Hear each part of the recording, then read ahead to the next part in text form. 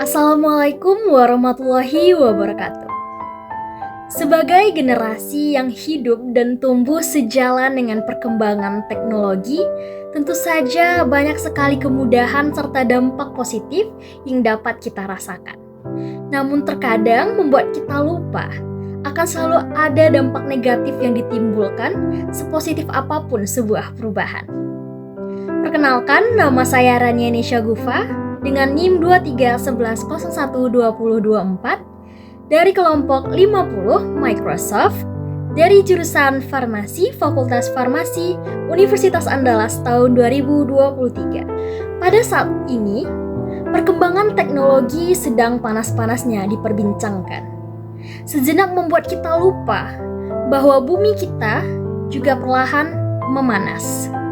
Yaps, pemanasan global. Lewat narasi logika dan hati, saya ingin mengajak teman-teman berdiskusi serta memaparkan secara singkat mengapa teknologi bisa menghancurkan bumi kita.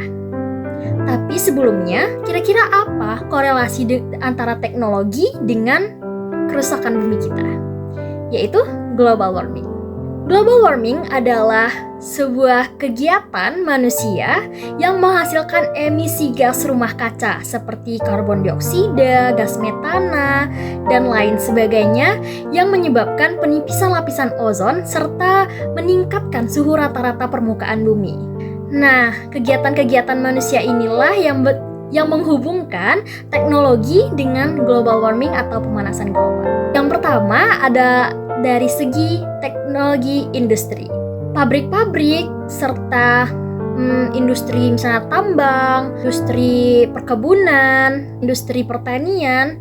Nah, terutama pabrik ya teman-teman, yaitu dari limbah-limbah yang menghasilkan gas-gas emisi rumah kaca dan juga polusi udara yang disebabkan oleh asap-asap pabrik ini juga ikut andil dalam meningkatkan suhu rata-rata permukaan bumi. Lalu banyaknya perusahaan-perusahaan yang tidak mengikuti SOP dengan benar, tidak bisa mengolah limbah-limbah ini sehingga gas-gas ini ikut mencemari lingkungan dan turut andil dalam pemanasan global. Yang kedua yaitu teknologi transportasi. Selain asap-asap kendaraan bermotor yang ikut mencemari langit-langit kita, ternyata konstruksi dari fasilitas-fasilitas dan sarana-prasarana transportasi ini juga ikut andil teman-teman. Seperti pembuatan jalan, perbaikannya, itu semua prosesnya menggunakan bahan-bahan menghasilkan emisi gas rumah kaca yang mengotori lingkungan dan bisa meningkatkan suhu rata-rata permukaan bumi. Yang ketiga yaitu teknologi informasi. Kenapa ya kira-kira teknologi informasi ini bisa merusak lingkungan kita, bisa merusak bumi kita?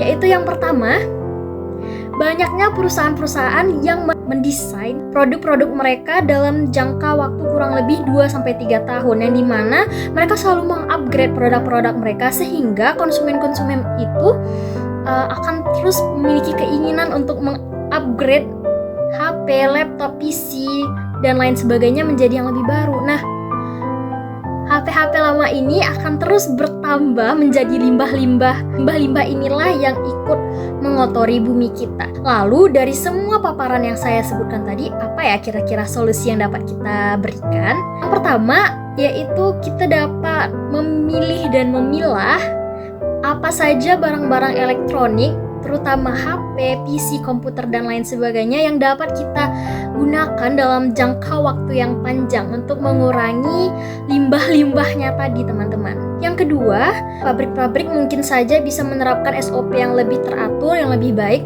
sehingga limbah-limbah pembuangan hasil produksi tadi bisa diolah dan tidak mencemari lingkungan. Yang ketiga, teknologi transportasi ya, khususnya dalam bidang pembangunan infrastruktur dan sarana-prasarananya, karena proses pembuatan itu semua menghasilkan banyak sekali gas emisi rumah kaca seperti CO2, metana, dan lain sebagainya. So, that's all of me. Thank you for your attention. Maaf bila ada kesalahan kata. Saya akhiri dengan wabillahi taufik walhidayah. Wassalamualaikum warahmatullahi wabarakatuh. Dadah.